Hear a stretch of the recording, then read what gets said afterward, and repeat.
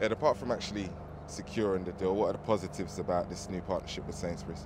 Well, the important thing is it's a very long-term support for our Paralympic programme. Last summer was a phenomenally successful Paralympics for Great Britain, and the British public really warmed to disability sport, particularly disability athletics. And what we now can be sure of is, as British athletics, we can do all we need to do to bring through the next generation of disabled athletes to make them the Paralympians of 2016 and of London 2017, where there's a World Championships in this Olympic stadium. So it's very exciting for us. It's taken a while to pull the deal together. I mean, what were some of the difficulties and intricacies that stopped it from happening sooner? Well, nothing stopped it from happening sooner. We only found out in January we were going to be able to use the Olympic Stadium to have these anniversary games. So once we knew that, we were able to get in the marketplace and talk to the likes of Sainsbury's about not only having their branding on the anniversary games, but also long-term partnerships. So we were waiting for that green light, if you like, that the stadium was available. And then we've moved very quickly since then. And I've been delighted with the way they've responded to what we can show them of disability athletics and what it can do for them and for their customers and their staff. I was at the launch of the title sponsor in 2005. We won't mention their names. Much was made about the money, sums of money involved. What type of money is involved in this deal? Where's the branding? Well, it's far too commercially sensitive for us to talk about the money involved, but we're in a really good place at the moment as we build a family of partners. We've looked at the London 2012 model where, rather than going with one big sponsor that crowds every other one out, we want a small number of very close partners, each of them working with different parts of athletics. So here we've got someone who's working with us on disability athletics. We'll be looking for other partners. We've got another one to announce tomorrow, and we'll build a very strong family that will be better for the sport long term. Was there established relationship within sport?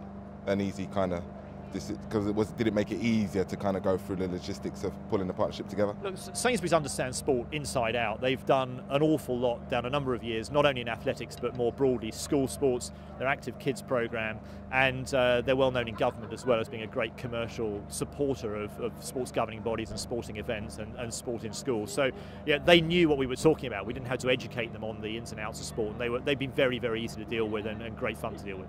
There's been a lot of changes at British Athletics, formerly UK Athletics. One of the areas of concern that I keep getting made aware of is the coaching. Who coaches the coaches? How does this deal kind of help you to structure, the way that we move forward towards 2017 in terms of improving the standard of our coaches in this country? Well, there's more we've got to do to bring other partners in to help support coaching, but the element here that's so important is that part of our Parallel Success programme, which is what Sainsbury's are supporting, is to coaches in disability athletics, and as you can imagine, the learning curve is different there. It's often steeper. A lot of coaches haven't had exposure to disabled athletes, and we want to integrate those programs so that our best Paralympians have exactly the same facilities and support and coaching expertise, and Sainsbury's will really help us do that on that side of the fence. But there's more we've got to do and will do on coaching for the broader sport of athletics. Looking at able-bodied athletics and Paralympic sport, is there more potential for growth within the Paralympic arena?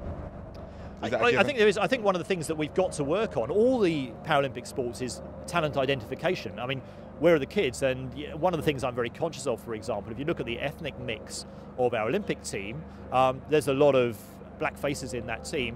There aren't that many in our Paralympic team, and that's a problem writ larger of, where are these kids? Where's the talent? They're out there, but we've got to find them, we've got to introduce them to athletics, we've got to inspire them, and London 2012 will be part of that inspiration, but you can't just work on inspiration alone. The vapours will run out. So we've got to work in the communities to bring people into Paralympic athletics from all walks of life, and I think that's something you'll see a change in the shape and nature of the team over the next 4 years. Will Sainsbury's be involved till 2017? Yeah, they absolutely will. It's a long-term partnership, and for us, 2017 is a big lure. We've got 2 World Championships in that stadium, IPC and IAAF, and all of the commercial partners we're talking to are very excited about coming back into the stadium for 18 days of athletics in 2017. So in terms of growth and moving forward positively, is this the right move for British Athletics at this time? If it wasn't the right move, we wouldn't be doing it. Of course it is. Thanks for your time. Okay, cheers. Thank you.